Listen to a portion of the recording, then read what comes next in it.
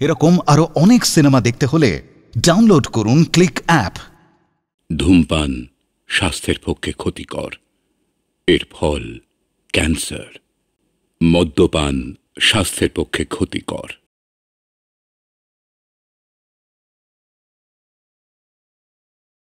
কি বলছো বাবু? রাধাপুর থেকে রাসবিহারী লিখেছে। জমিদারির কোনো খারাপ খবর? না মা, যবে থেকে রাসবিহারী আমার জমিদারি দেখাশোনার ভার গ্রহণ করেছে, এক মুহূর্তের জন্য সে বিষয়ে আমার দুশ্চিন্তা হয় না।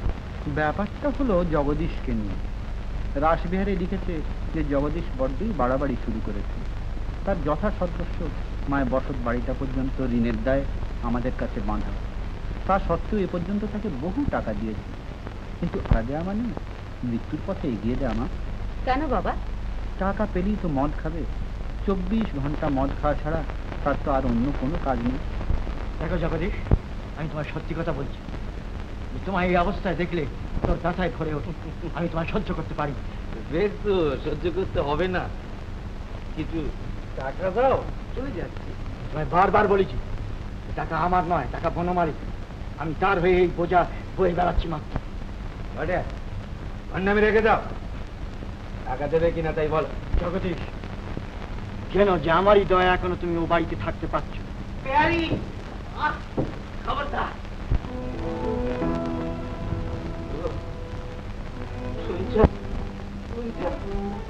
রাজবিহারী আমার ঘাড় ধরে।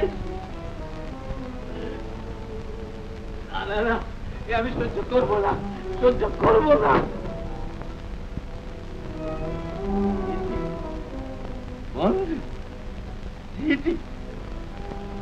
মিথ্যাবাদী,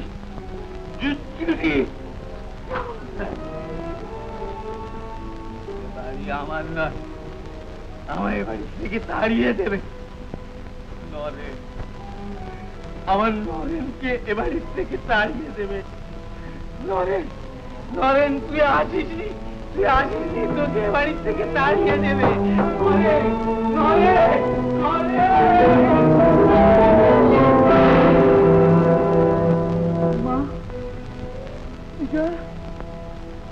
কি হলো বাবা? জগদী ছেলেটাকে একবার দেখে যেতে পারবো না। তিনি এখন কোথায় বাবা? শুনেছি তার মামার কাছে বর্মায় বুলেট থেকে নাকি মস্ত বড় ডাক্তার হয়ে এসেছে, কিন্তু ডাক্তারি করে না। জানিস মা, তুই তখনও জন্মাসনি। জগদীশ তার ওই ছেলেটির জন্য তোকে আমার কাছ থেকে চেয়ে নিয়েছিল। আমিও যে কথা দিয়েছিলাম মা। তোকে একটা কথা বলি, এই দিনদায় জগদীশের বাড়ি ঘর এবং বাপের দোষে ছেলেকে নিরাশ্রয় করিস না, এই আমার অনুরোধ মা, আমার অনুরোধ। তোমার আদেশ আমি কোনোদিন অমান্য করব না বাবা। হ্যাঁ রে, বিলাস আজ আসেনি না? না বাবা। মা, তো বড় সম্পত্তি, তোর ওইটুকু মাথার উপর ছেড়ে যেতে আমার এতটুকু ভয় করছে। তোকে যে আমি জানি, তাই কোনো আদেশ দিয়ে বেঁধে রেখে দিয়ে যেতে চাই না। মা, যা ধর্ম, যা সত্য, তাই তুই করবি, এই আমি বলে যাই। বাবা, বাবা,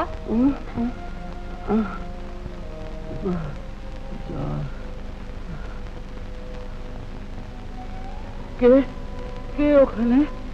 কে কে?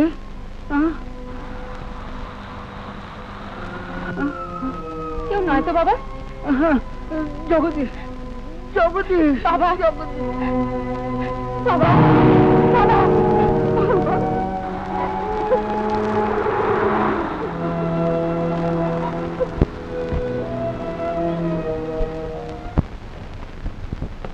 নমস্কার, নমস্কার। তাহলে আপনার দলিল খুব ভালো করে পড়েছেন তো? বাবা সব ঠিক করে দিতেন, আপনি তাহলে একটা সই করে দিলি হয়। এটা কিসের? কাল যে আপনাকে সমস্ত বুঝিয়ে গেলাম, জগদীশ বাবুর সমস্ত সম্পত্তি, মায়ের ভিটে বাড়ি এখন নেওয়া তো আমাদের। জগদীশ বাবুর ছেলে কি এসব শুনেছেন? জগদীশ বাবুর ছেলে মানে নরেন? অপদার্থ। আসতে পারি? হ্যাঁ হ্যাঁ, নমস্কার। ওখানে না, ওখানে না, ওখানে না, ওখানে না। আমি আপনার কাছে এসেছি বিশেষ দরকার। বলো। আমার মামা পূর্ণগামুলি মশাই আপনার প্রতিবেশী, ওই পাশে বাড়িতেই তাঁর। আমি শুনে অবাক হয়ে গেলাম যে তার পিতৃপিতামহকালে দুর্গাপূজা এবার নাকি আপনি বন্ধ করে দিতে চান। এ কি সত্যি? আপনি বুঝি তাই মামার ওই ঝগড়া করতে এসেছেন? কার সঙ্গে কথা কয়েছেন সে কথা ভুলে যাবেন না। না না, সে আমি ভুলিনি, আর ঝগড়া করতেও আমি আসিনি। বরং কথাটা বিশ্বাস হলো না বলেই জেনে যেতে এসেছি। কেন বিশ্বাস না হবার কারণ? অনর্থক নিজের প্রতিবেশী ধর্মবিশ্বাসে আঘাত করবেন, এটা তো বিশ্বাস না করেই স্বাভাবিক। তাছাড়া গ্রামের মধ্যে এই একটি মাত্র পুজো, সারা বছর ধরে সবাই এই 3টি দিনের আশায় বসে থাকে। গ্রাম আপনার, প্রজারা আপনার ছেলে মেয়ের মতো। আপনার আসার সঙ্গে সঙ্গে গ্রামের আনন্দ উৎসব শতগুণ বেড়ে যাবে, এই তো সবাই চায়। কিন্তু তার বদলে এত বড় দুঃখ, এত বড় নিরানন্দ আপনার দুঃখী প্রজাদের মাথায় তুলে দেবেন, এ কি বিশ্বাস করা সহজ? তোমার যদি আর কিছু বলবার না থাকে তুমি যেতে পারো, মিথ্যা আমাদের সময় নষ্ট করো না। বিলাসবাবু, আপনার বাবা আমাকে স্নেহ করেন বলেই পুজো নিষেধ করেছেন। আমি হলেই বা একটু গোলমাল, কদিন বই তো নয়। সে অসহ্য গোলমাল সে আপনি কল্পনা করতে পারবেন না। তা হোক, 3-4 দিন তো মাত্র। আপনার মামাকে বলবেন প্রতিবার তিনি যেমন পুজো করেন এবারও করবেন, আমার কোনো আপত্তি নেই। আচ্ছা, নমস্কার। ধন্যবাদ, নমস্কার।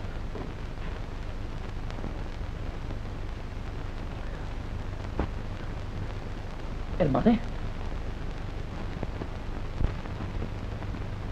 তো বেশ, আপনি যদি আপনার স্টেটের দায়িত্ব নিজে নিতে চান ভালো কথা।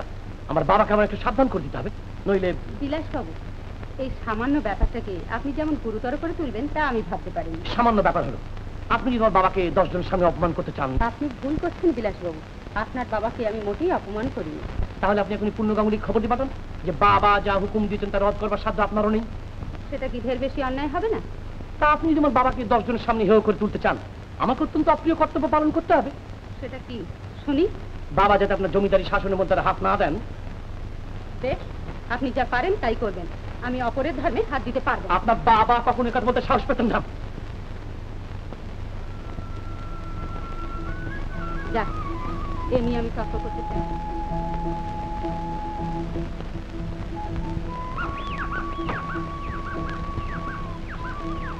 কানাই সিং, ওপারেই দিগড়া গ্রাম না? জগদীশ বাবুর বাড়িটা? নমস্কার। নমস্কার। বেড়াবার পক্ষে নদীর ধারটা মন্দ নয়, কিন্তু এই সময়টা ম্যালেরিয়ারও বড় কম ভয় নেই। ম্যালেরিয়া তার লোক চিনে ধরে না, আপনি যে জেনে শুনে এ সময় জলের ধারে। ওই কি মাছ ধরলেন দেখি? পুঁটি মাছ, 2 ঘন্টায় মাত্র 2টি। মজুরি পোষায় না, সময়টা তো কাটাতে হবে। কিন্তু মামার পুজো বাড়িতে তাকে সাহায্য না করে এখানে পুঁটি মাছ ধরে বেড়াচ্ছেন যে বড়। মামার বাড়ি আমি থাকি না, আর তাকে সাহায্য করবারও বহু লোক আছে, আমার প্রয়োজন হয়। ও, তাহলে আপনি থাকেন কোথায়? আমি দিগড়া গ্রাম, ওই যে সাঁকোটা দেখা যাচ্ছে ওইটা পার হয়ে যেতে। দিগড়া? আচ্ছা, জগদীশ বাবু প্রেমবাবুকে চেনেন? হ্যাঁ। তিনি কেমন লোক বলুন তো? তার বাড়ি তো প্রায় নিয়ে নিয়েছেন, এখন তার সম্বন্ধে খোঁজ করে লাভ কি? নিয়ে নেওয়া হয়েছে এই কথা বুঝি রাষ্ট্র হয়ে গেছে? সবারই কথা। জগদীশ বাবু সবকিছু আপনার বাবার কাছে বাঁধা ছিল, তার ছেলের সাধ্য নেই যে অত টাকা শোধ দেয়, আর মেয়াদও ফুরিয়ে গেছে, এই কথা তো সবাই জানে। ও, বাড়িটা কেমন? মন্দ নয়, বেশ বড় বাড়ি, আর যে জন্য নিচ্ছেন তার পক্ষে ভালোই হবে। চলুন না, একটু এগিয়ে গেলেই দেখতে পাবেন। আচ্ছা চলুন। আচ্ছা, আপনি তো সবই জানেন, শুনেছি নরেনবাবু বিলেত থেকে বেশ ভালোভাবেই ডাক্তারি পাশ করে এসেছেন। তাহলে কোনো একটা ভালো জায়গায় প্র্যাকটিসে আর কিছুদিন সময় নিয়ে বাবার ঋণটা শোধ করে দিতে পারেন না? শুনেছি প্র্যাকটিস করাই নাকি তার সংকল্প না। তবে তার সংকল্পটা কি শুনি? আর এত খরচ করে বিলেত থেকে ডাক্তারি পাশ করে এসে লাভ কি হলো? লোকটি দেখতে একেবারে অপদার্থ। ঠিক বলেছেন, সে চিকিৎসা ছাড়াও সে এমন একটা জিনিস বার করতে চায় যাতে বহু লোকের উপকার হয়।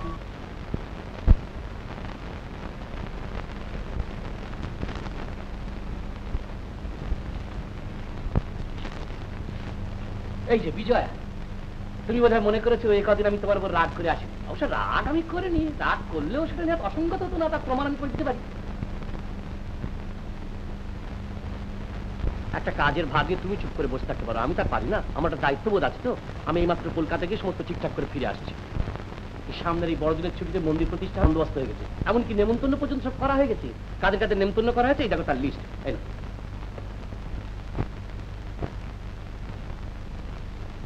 কি চুপ করে এলে যে?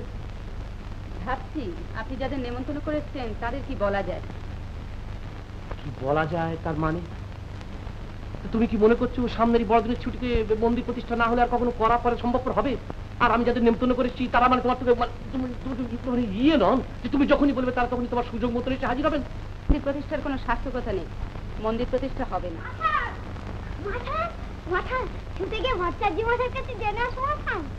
কে ভট্টাচার্য? কি জেনে আসবি? আচ্ছা আচ্ছা, আর জানতে হবে না, যা তুই এখন যা।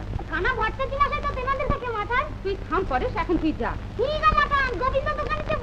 আসুন, হারি তো কথা, সে আরেকদিন জানলেই হবে, তুই এখন যা।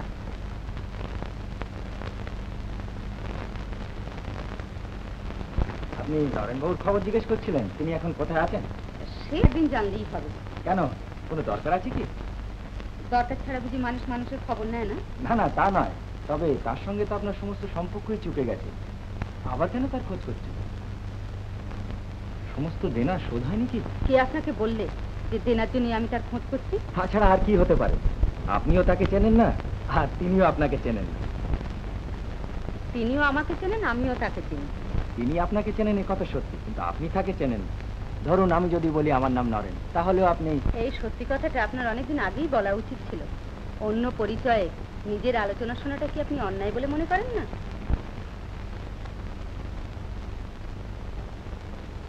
দেখুন, অনেক রকম আলোচনার মধ্যে নিজের আলোচনাটাও ছিল বটে, কিন্তু তাতে কোনো মন্দ অভিপ্রায় ছিল না। শেষ দিনটায় পরিচয় দেব ভেবেছিলাম, কিন্তু হয়ে উঠল না। এতে আপনার কোনো ক্ষতি হয়েছে কি?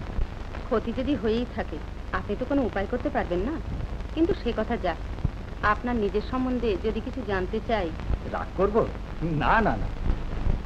আচ্ছা, আপনি এখন আছেন কোথায়? আমার এক দূর সম্পর্কে পিসি আছেন, তার ওখানে। কিন্তু আপনার সম্বন্ধে যে গোলযোগ আছে সেটা কি তারা জানেন না? জানেন বই কি। আচ্ছা, আপনি এমন খোঁজ করছেন কেন বলুন তো? বাবার আর কিছু দেনা দিয়েছিলেন? পিতৃঋণ কে না শোধ করতে চায় বলুন? কিন্তু আমার কাছে এমন কিছুই নেই যা দিয়ে দেনা শোধ করতে পারি। আছে শুধু একটা মাইক্রোস্কোপ, তাও বেঁচে বার্মা যাওয়ার খরচ জোগাড় করতে হবে।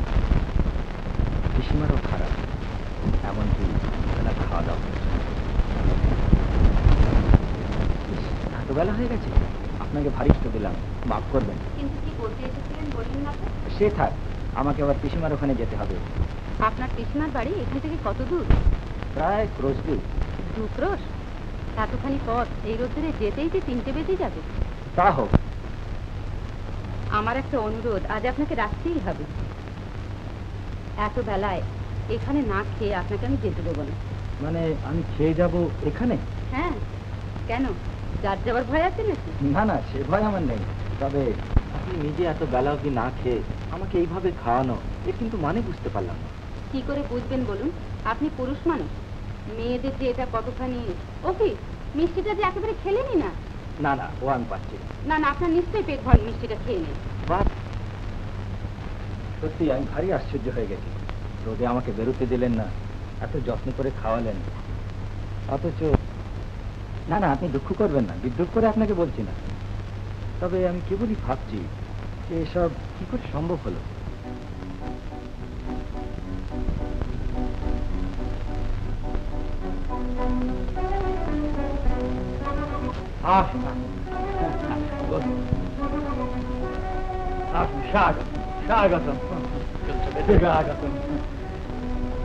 আপনাদের আগমনে আজ আমরা বিলাস।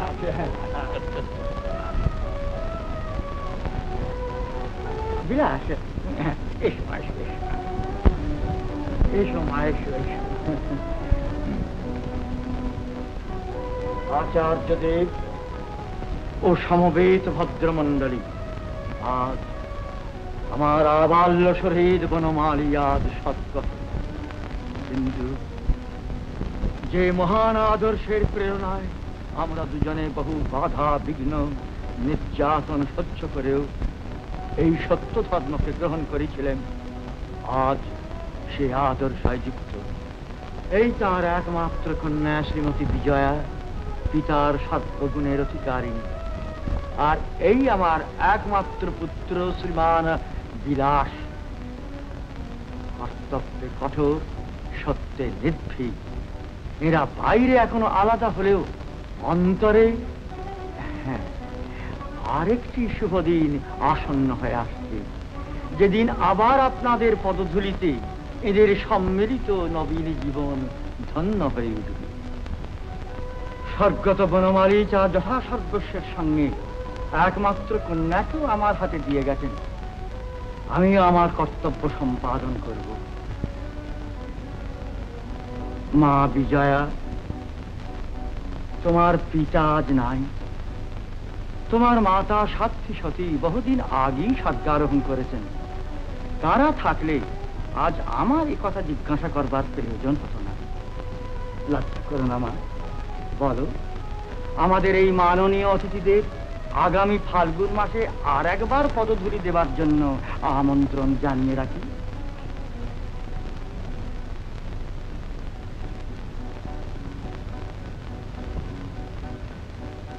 বুঝেছি মা, বুঝেছি।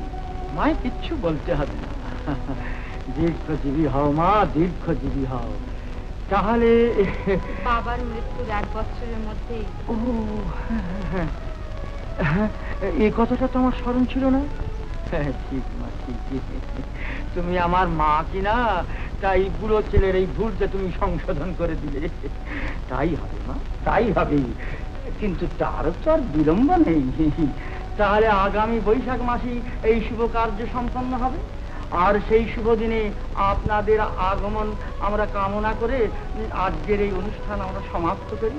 হ্যাঁ, তাহলে দিলে এদের ব্যবস্থা করো। নিন, উঠুন সব, উঠুন উঠুন, চলুন চলুন চলুন। অনেক দেখেছি মা, কিন্তু তোমার মতো এত অল্প বয়সে ধর্মে এমন নিষ্ঠা আমি আর কখনো দেখিনি। মঙ্গলময়ের আশীর্বাদে তোমাদের মহৎ উদ্দেশ্য সফল হোক, এই প্রতিষ্ঠান দিনে দিনে শ্রীবৃদ্ধি লাভ করুক। কিন্তু মা, তোমার মুখ দেখে বোধ হচ্ছে তোমার মনে যেন আজ সুখ নেই। কেন মা? কি করে জানলেন? আমি যে বুড়ো হয়েছি, ছেলে মেয়ে অসুখী হলে বুড়োরা টের পায়। কিন্তু সকলেই তো টের পায় না দয়ালবাবু। এই যে মা বিজয়া, যাক, নির্বিঘ্নে সব কাজ সম্পন্ন হয়ে গেল। অতিথিদের ব্যবস্থা বিলাস সবদিকে। হ্যাঁ, বিলাস আপনাকে খুঁজছিল। মন্দিরের কি সব কাজকর্ম? আমি তাহলে আসি মা। ভারী ভালো লোক দয়ালবাবু, দেখে শ্রদ্ধা হয়। তা বেশ তো, তোমার মন্দিরের স্থায়ী আচার্য হিসাবে ওকে এখানে রেখে দিলেই তো হয়। সে কি সম্ভব? সম্ভব না হলে আর আমি এ কথা বলবো কেন মা? দয়ালকে আমি অনেকদিন থেকেই জানি। অবস্থা তেমন ভালো না হলেও লোকটা খুব খাঁটি। ছেলে মেয়ে নেই, থাকতে ওই বুড়ো আর বুড়ি। তোমার জমিদারির একটা কাজের ভার দিয়ে ওকে এখানে রাখলেই তো আমরা পারি। তাছাড়া তোমার মন্দিরে জায়গার অভাব নেই, যে কোনো একটা ঘরে ওরা নিশ্চিন্তে থাকতে পারে। তাহলে তাই রাখুন। উনি এখানে থাকলে আমি খুব খুশি হব কাকাবাবু। বেশ তো, বেশ তো। আসি, কালকে সকালে আমি ব্যবস্থা করে দেবো। নমস্কার। আসুন।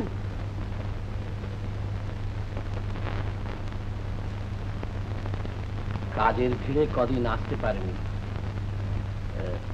শরীরটা বেশ ভালো আছে তো? হ্যাঁ, সেই ওষুধই চলছে। বলছিলাম যে কাল নববর্ষ প্রথম দিন, তা যদি সকলে একত্র হয়ে ভগবানের নাম করা যায়। ভালো কথা। মানে নানান কারণে যদি যাওয়ার বোধহয় অসুবিধা হয়ে উঠবে। বলছিলাম যে এইখানেই যদি উপাসনা করা হয়। বেশ তো, তাহলে ঘরটা একটু ফুল দিয়ে সাজালে ভালো হয় না? হ্যাঁ। আর আচ্ছা শুনুন, আমি বলি কি, নববর্ষের প্রথম দিন একটু জলযোগের আয়োজন করলে কেমন হয়? বেশ ভালোই হয়। তাহলে আমি নায়েব মশাইয়ের ওপর সেই ভারী দিয়ে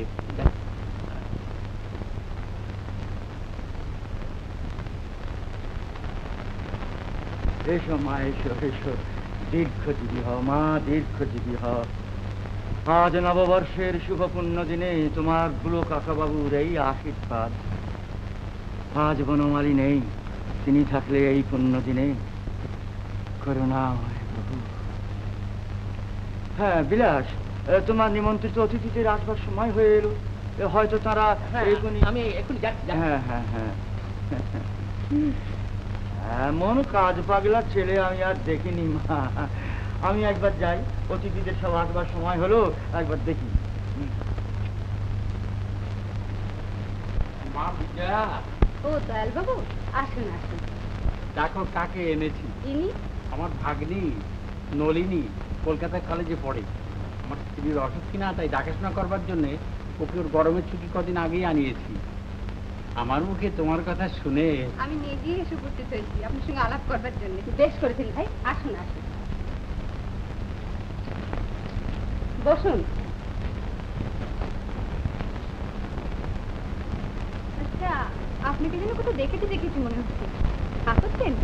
হ্যাঁ, কিন্তু আপনাকে তো মনে করতে পারছি না। আমার কিন্তু মনে পড়ছে, আপনি একটা মস্ত বড় গাড়িতে করে আসতেন।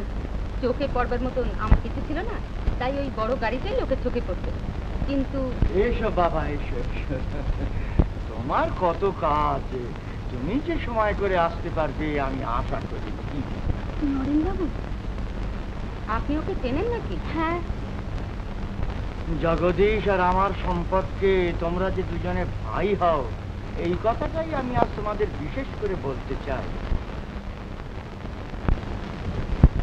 তাই নববর্ষের শুভ দিনে তোমাদের উভয়ের কাছে আমার এই অনুরোধ যে তোমাদের কলহের কালি দিয়ে এই পৃথ্বীর শেষ দিন কটা আর কর্ময় করে দিও না। বিলাসবাবু, আমার সব অপরাধ মাফ করবেন, আমি ক্ষমা চাইছি। না না না না, অপরাধ তোমার নয় ভাই, আমি তোমার কাছে ক্ষমা চাইছি। করুণাময়, এসো এসো এসো এসো। খাওয়াটাই না হলো। ওই আর খেলেন, সবই তো পড়ে রইল। বটে, এতেও বলছেন খাওয়া হলো না, কিন্তু আমার কলকাতার বাড়ি খাওয়া যদি দেখেন তাহলে অবাক হয়ে যাবে। সেখানে বামুনটা জুটেছে যেমন পাজি, চাকরটাও তেমনি বদমাইশ। সাত সকালে বেঁধে রেখে কোথায় যে চলে যায় তার ঠিকানা নেই। আমার ফিরতে কোনোদিন বা দুটো, কোনোদিন বা চারটেও হয়ে যায়। সেই ফিরে এসে ঠান্ডা কড়কড়ে ভাত, দুধটা আবার কোনোদিন বেড়ালে খেয়ে যায়। অর্ধেক কিন্তু আমার খাওয়াই হয় না। এমন সব চাকর বাকর দূর করে দিতে পারেন না? দেখুন, দুঃখ কষ্ট আমার গা সওয়া হয়ে গেছে। শুধু খিদের সময় না খাওয়ার কষ্টটা এক একদিন অসহ্য মনে হয়। নিজের বাসায় পয়সা খরচ করে যদি এত কষ্ট করতে হয়, তাহলে চাকরি করাই বা কেন? তা যা বলেছেন, বাস্তবিক চাকরি করতে আমার ভালো লাগে না, আর পারিও না। অভাব আমার খুবই সামান্য। কেউ যদি দুবেলা দুমুঠো খেতে দিত আর আমি নিজের কাজ করতে পারতাম, তাহলে আমি কিছুই চাইতাম না। কিন্তু এও কি সম্ভব? তবে আপনার বাবা যদি বেঁচে থাকতেন, হয়তো এই সময় আমার অনেক উপকার হতো। তিনি নিশ্চয়ই এই উঞ্চবৃত্তি থেকে আমাকে রক্ষা করতেন। কি করে জানলেন? আপনি তো তাকে চিনতেন না। না, আমি তাকে দেখিনি, তবুও তিনি আমাকে খুবই ভালোবাসতেন। আমাকে কে টাকা দিয়ে বিলেত পাঠিয়েছিল জানেন? আপনার বাবা। আচ্ছা, আমাদের দেনার বিষয়ে তিনি কি কখনো আপনাকে কিছু বলে যাননি? কেন বলুন তো? না থাক, ওসব কথা প্রয়োজন নেই। না না, আমি শুনতে চাই, আপনি বলুন। যা শেষ হয়ে গেছে তা শুনে কি হবে বলুন? তা হোক, তবু আমি শুনতে চাই, বলুন আপনি। লাভ কি? তাছাড়া আমার বলতেও লজ্জা করে। আপনি হয়তো ভাববেন আমি আপনার সেন্টিমেন্টে খাই। চিঠিগুলো মন্দিরের চেকার ঘরে একটা আলমারি, বাবার জিনিস বলে দয়ালবাবু আমাকেই দিলেন। পড়ে দেখি কতগুলো চিঠি আপনার বাবার লেখা। তারই একটাতে বাবাকে সান্ত্বনা দিয়ে লিখেছেন, বাড়িটার জন্য ভেবো না, নরেন আমারও তো ছেলে, বাড়িটা তাকে যৌতুক দিলাম।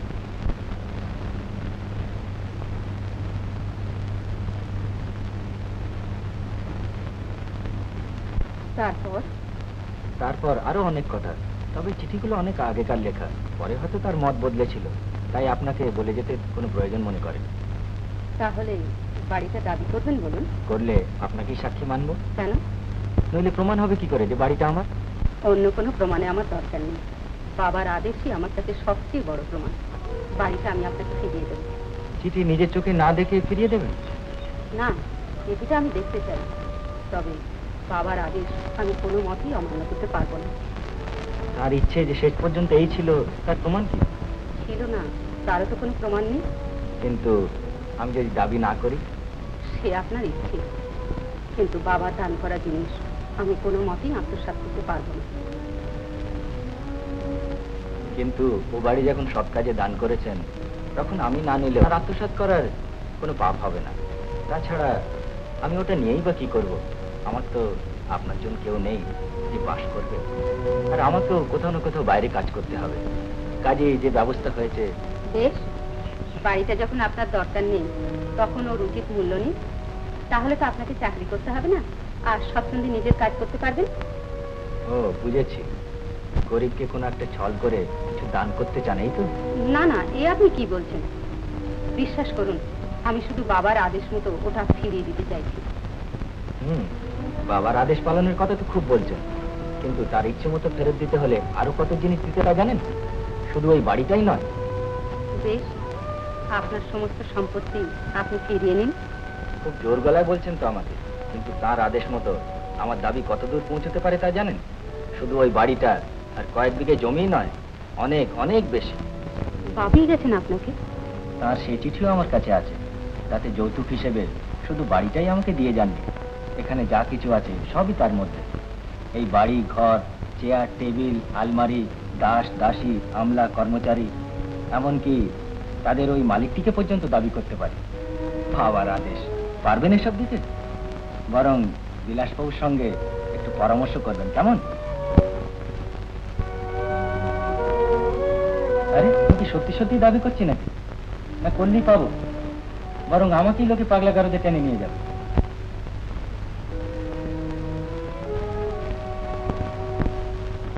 কই দেখি বাবার চিঠি। বারে, আমি কি পকেটে নিয়ে বেড়াচ্ছি নাকি? এই যে মা বিজয়া, আসুন। আজ এত সকালে যে? মাথার ওপর যে নানান কাজের ভার মা। হ্যাঁ মা, তোমার চোখ দুটি আর একটু রাঙা রাঙা বলে মনে হচ্ছে, কেন? ঠান্ডা লাগেনি তো? না, কিছু হয়নি। না না না, কিছু হয়নি বললে তো হবে না, নিশ্চয়ই একটা কিছু হয়েছে। মা, একবার ওপরে যেতে হবে, তোমার শোবার ঘরের লোহা সিন্ধুকের ভেতর যে দলিলগুলি আছে সেগুলি একবার ভালো করে পড়ে দেখতে হবে। শুনছি চৌধুরী রায় ঘোষটা মামলা রুজু করবে। ও, তারা কতটা জমি দাবি করছে? তা খুব কম হলেও 2 বিঘে হবে বলছি। ও এই, তাহলে তারাই নিন, এ নিয়ে মামলা করবার দরকার নেই। না না না, তা হতে পারে না, কিছুতেই হতে পারে না। তোমার বাবা যখন সমস্ত সম্পত্তির ভার আমার উপর দিয়ে গেছেন, তখন যতক্ষণ আমি বেঁচে আছি ততক্ষণ ও 2 বিঘে কেন, বিনা আপত্তিতে 2 আঙুল জমি অধর্ম। তাছাড়া আরো অন্যান্য কারণ আছে যে জন্য পুরনো দলিলগুলো একবার দেখার দরকার। কি কারণে? এখন তো আর একটা নয় মা যে মুখে মুখে তোমাকে আমি সব কৈফিয়ত দেবো। যাও করে একবার যাও। মা, খাতাগুলো কি নিয়ে যাব? ও, খাতাগুলো এখনো দেখে উঠতে পারিনি, আপনি বিকেলে আসবেন। হ্যাঁ, শুনুন সরকার মশাই, ওই কাছারি নতুন দরওয়ান কত দিন হয়েছে? আগে মাস 3 হবে। ও আচ্ছা, যাক, ওকে 1 মাসের মাইনে বেশি দিয়ে আজই জবাব দেবেন, ওকে আমার দরকার। না, অপরাধে কারণ অন্য মারাটা কি ভালো হয় না। আপনাকে যা বললাম।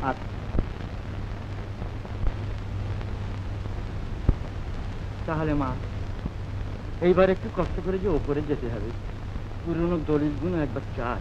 কেন? বললুম তো যে কারণ আছে। কারণ আছে বলেছেন, কিন্তু কি কারণ তা তো একবারও বলেননি। কারণ না বললে তুমি যাবে না, তুমি আমাকে বিশ্বাস করো। কিসের জন্য তুমি আমাকে এতটা অপমান করতে সাহস করো বিজয়া? কিসের জন্য তুমি আমাকে অবিশ্বাস করো শুনি? আমাকেও তো আপনি বিশ্বাস করেন না। মানে? আমারই টাকায় আমার উপর গোয়েন্দা নিযুক্ত করলে মনের অবস্থা কিরকম হয় বুঝতে পারেন না? তার উপর আমার সম্পত্তির দলিলপত্র হাত করার মানে যদি আমি অন্য কিছু বলে সন্দেহ করি, সেটা কি অস্বাভাবিক, না সেটা আপনাকে অপমান করা? বনমালীর মুখ চেয়ে আমি এই কাজ করেছি, বন্ধুত্বের কর্তব্যের জন্য এই কাজ করতে হয়েছে। কোথাকার কে একজন অচেনা অজানা হতভাগাকে রাস্তা থেকে শোবার ঘরে ডেকে এনে রাত দুপুর পর্যন্ত হাসি তামাশায় কাটানোর অর্থ কি সে কি আমি বুঝি না? এতে তোমার লজ্জা না হতে পারে, কিন্তু ঘরে বাইরে সকলের কাছে আমাদের মুখ পুড়ে গেল, সমাজে কারোর সামনে আর মাথা উঁচু করে জানাবার জোর হইল না। বলি এসব কি ভালো মা?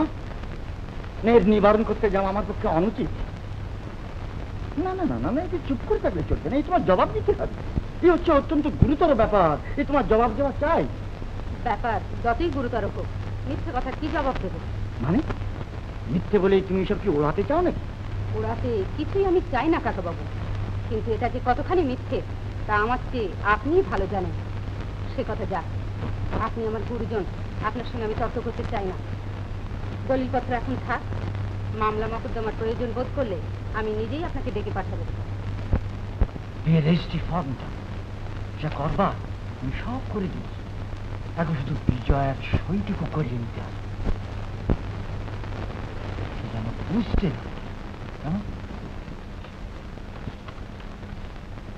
মাথা ঠান্ডা করে কাজ। হ্যাঁ,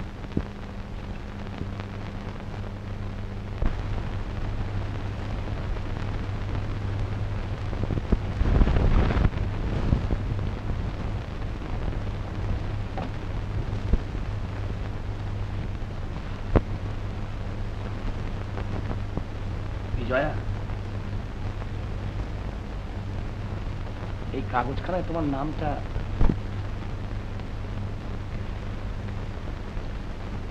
বাবা সবই ঠিক করে রেখেছেন, শুধু তোমার। আচ্ছা বিলাসবাবু, পাপ যত বড়ই হোক সে কি টাকার তলায় চাপা পড়ে যায়? কেন বিজয়া? আমার অত বড় পাপটাকে উপেক্ষা করে আপনি আমাকে গ্রহণ করতে চাইছেন? তার মানে? আপনার বাবা সেদিন আমারই চাকর বাকরকে জিজ্ঞাসা করে এসে বলেছিলেন আমি নাকি অনেক রাত্রি পর্যন্ত সেদিন নরেনবাবুর সঙ্গে শুধু গল্প গুজব করেই খুশি হয়নি। সেদিন ট্রেন না পাবার অছিলায় তিনি এখানেই রাত কাটিয়ে গেছেন। এর পরেও কি আপনি আমাকে শ্রদ্ধার চোখে দেখতে পাবেন? কেন পারবো না বিজয়া? আমি জানি এ মিথ্যা, এ অসম্ভব। কিন্তু আপনার বাবা বাবা যাই কেন বলুন না, তাছাড়া বিশুদ্ধ লোক যদি তোমাদের সাক্ষী দেয় আমি বিশ্বাস করি না বিজয়া। কেন করেন না? সে কি আমার বিষয় সম্পত্তির লোভে? না বিজয়া, তোমার বিষয় সম্পত্তির উপর আমার এতটুকু লোভ নেই। তবে বিজয়া, ওই নরেন যখন আসেনি তখনকার দিনগুলো একবার ভেবে দেখো তো বিজয়া। আমার মধ্যে যদি কিছু সত্য থাকে, আমি সত্যি কথা বলছি, তুমি ছাড়া পৃথিবীতে আমার অন্য কোনো কিছুর উপর লোভ নেই। সত্যি বলছেন? হ্যাঁ।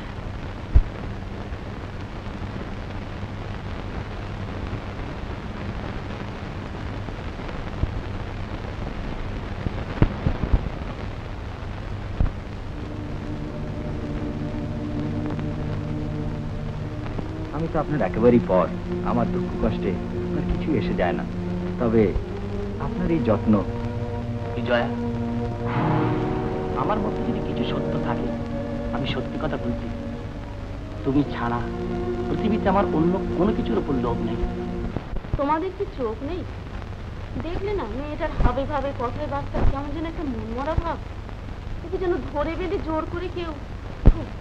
আমার মনে হচ্ছে কোথায় যেন একটা কিছু গোলমাল বেঁধেছে। বিজয়ার মা বাপ কেউ নেই, একেবারে একা। না বুঝে সুঝে তুমি যে নিজে মত দিয়েছে, তুই নিজে হাতে সই করে দিয়েছে। তা দি ওর হাত সই করেছে, প্রশ্রয় দেয়নি। ওর মুখ সম্মতি জানিয়েছে, কিন্তু মন সম্মতি জানায়নি। ওর ওই মুখের আর হাতের লেখাটাই বড় হয় মা বাবু, মনের কথাটা কি যাবে ভেসে? না না মা বাবু, এ তুমি কিছুতেই হতে দিও না, কিছুতেই না। এই যে আপনি? হ্যাঁ, আচ্ছা বসুন। আপনাকে এত শুকনো দেখাচ্ছে কেন?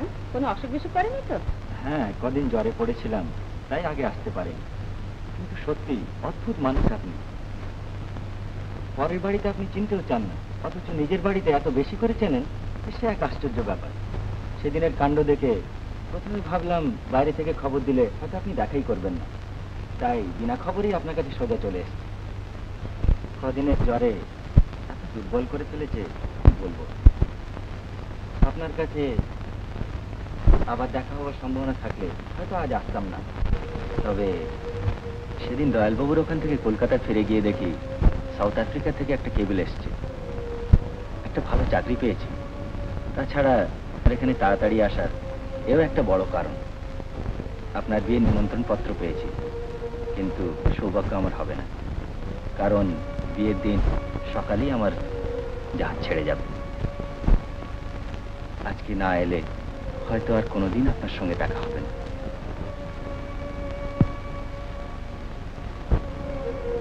যাবার আগে আমি আপনাদের আন্তরিক শুভেচ্ছা জানাচ্ছি। আপনারা সুখী হন। কিন্তু কলকাতার চাকরি ছেড়ে দিয়ে সাউথ আফ্রিকায় যাচ্ছেন কেন? বেশি মাইনে বলে।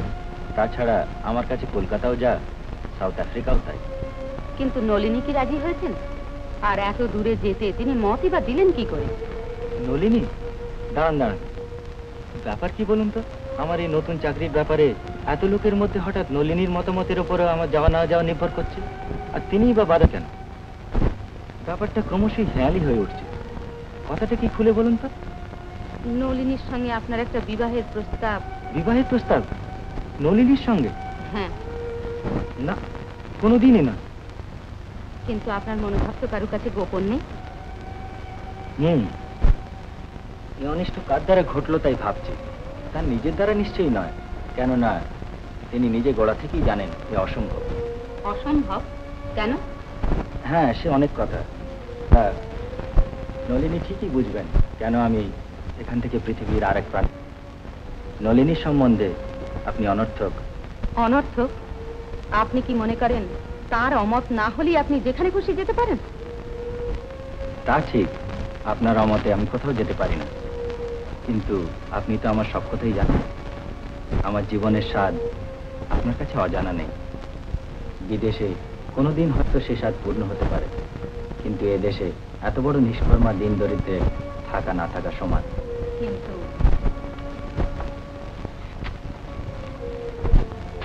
আপনি তো দিন দরিদ্র নন, আপনার তো সবকিছুই আছে, ইচ্ছে করলেই দিতে পারেন।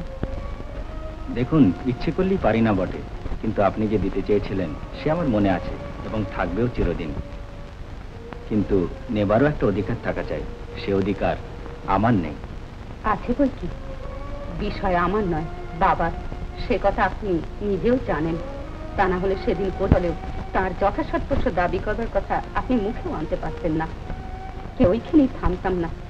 তিনি যা নিয়ে গেছেন সমস্ত জোর করে দখল করতাম, এক দিনও ছেড়ে দিতাম না।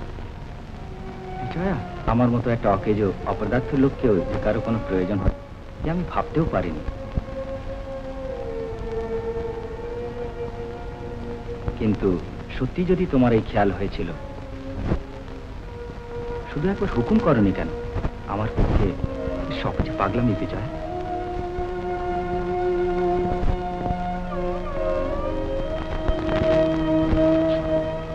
মা বিজয়া,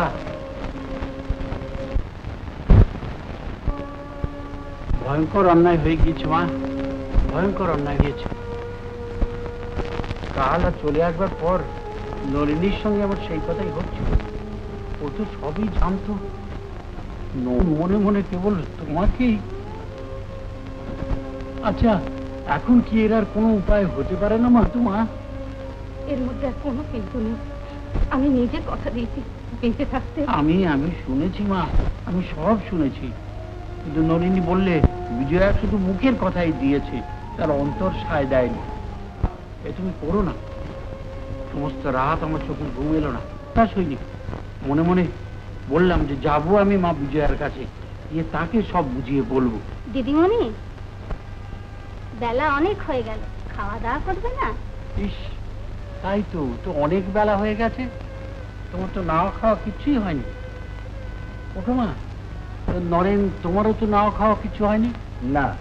তো চলো তুমি আমার ওখানে, ওইখানে ছেড়ে দেবে। আচ্ছা মা, আমি উঠি। এসো নরেন। আমাকে না জানিয়ে কোথাও যাবেন না। বেশ। নরেন,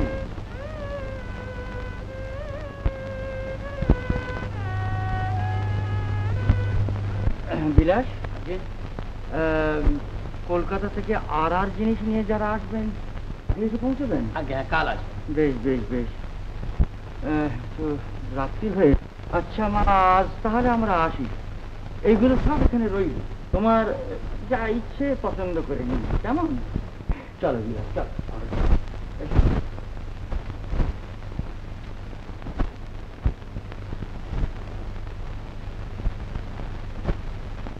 হ্যাঁ, দুপুর রোদে তো তুমি হেঁটে যেতে পারবে না, তাই আমি পালকি বেড়ার ব্যবস্থা করে রেখেছি, তারা এসে তোমায় নিয়ে যাবে। আর একটা কথা মা, আমার ওখানে পৌঁছবার আগে তুমি কিচ্ছু খেতে পাবে না। তার মানে? মানে আমার একটা ব্রত আছে, তুমি গিয়ে দাঁড়ালেই সেটা সফল হবে। আর কারা কারা আসছেন? সকলকে তো তুমি চিনবে না, তো যাদের চেনো তার মধ্যে একজন হচ্ছে রাসবিহারী বাবু, আরেকজন আমাদের নরেন। এই এতখানি বেলা হলো এখনো পালকি পাঠালে না? কি নেমন্তন্ন করে ভুলিয়ে গেছে। না রে না। আর এতখানি বেলা হলো দিদিমণি কিছুই খাওনি। আচ্ছা, একটা কাজ করবো। কি রে? এই কোনো নোটপাটি আবার খপন দেবো? না না, তার দরকার নেই। যদি সত্যি ভুলে গিয়ে থাকেন তাহলে দয়ালবাবু অত্যন্ত লজ্জিত হবেন। মাঠান, মাঠান, পালকি এসে গো, পালকি এসে। পালকি এসেছে? হ্যাঁ, এসে। আচ্ছা চল। চলো চলো, কি একটু দেরি করো না। এসো মা। এই বুঝি আপনার দুপুরে খাবার নেমন্তন্ন? পালকি পাঠাতে এত দেরি করলেন, আমরা তো সব খিদেই অস্থির। আর যে তোমার খেতে নেই মা, একটা দিন এটা হবেই। ভট্টাচার্যের শাসন, ও তো মানতেই হবে একদিন। নরেন তো একেবারে নেতিয়ে পড়েছে। নরেন বাবু? হ্যাঁ, আমাদের নরেন। এই যে আসুন, আজকে আপনাকে সাজানোর ভার আমার উপরে। চলুন ওপরে চলুন। তার মানে ওপরে চলুন, সব বুঝতে পারবেন। চলুন।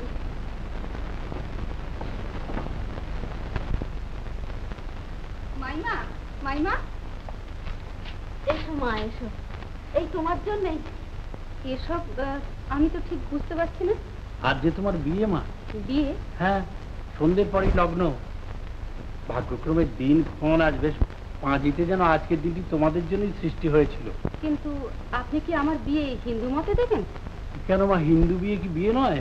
মনের মিলে তো সত্যিকারের বিয়ে ভাই। তাছাড়া আপনার বাবা যখন আপনাকে নরেনবাবুর হাতে দিয়ে গেছেন, তখন বিয়ের মন তো বাংলা হবে কি সংস্কৃত হবে, ভট্টাচার্য মশাই পড়াবেন কি আচার্য মশাই পড়াবেন, তাতে কি আসে যায়?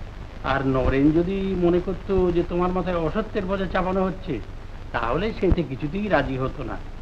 সে যে তোমাকে কতখানি, ওরা তার কাজগুলো একবার ভেবে দেখো মা। আর দেরি করবেন না, বিয়ের লগ্নের আর দেরি নেই। আজ আপনাকে সাজানোর ভার দিয়েছেন।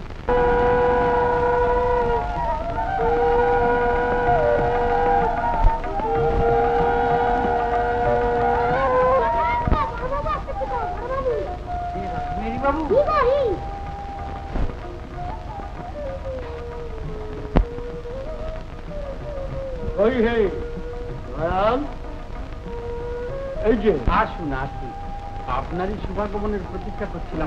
তা তো করছিলেন, কিন্তু ব্যাপার কি বলতো? সদর দরজায় দেখলাম যে কলা গাছ মুঁচু, কলস উঁচু, শাঁখের বাদ্যি, ব্যাপার কি? আর যে বিজয়ার বিবাহ। বিবাহ? মতলব খানাকে দিলে শুনে? কেউ নয় ভাই, করুণাময়ের ইচ্ছা। করুণাময়ের ইচ্ছা? পাঠ করছে কে শুনি? আমাদের নরেন। নরেন? না, আমাদের নরেনটা জগদীশের ছেলে। আপনি তো জানেন বনমালী বাবুর চিরদিন ওই ইচ্ছাই ছিল। তা তো জানি, কিন্তু এই যে আপনি এসে গেছেন। মেয়ের বিয়েটা শেষে হিন্দু মতেই দিলে তো। আপনি তো জানেন আসলে সব বিবাহ গাঁয়ের লোকেরটা যে বনমালীকে এখান থেকে তাড়িয়ে দিয়েছিল। বনমালীবাবু মেয়ে তার বাবার সময় পাননি। তাছাড়া নিজেরা যে দশটা কার্য দেখতে সম্পূর্ণ হয়ে গেছে, তো গ্লানি না রেখে আশীর্বাদ করুন যেন এরা সুখী হয়, দুঃখজীবী হয়।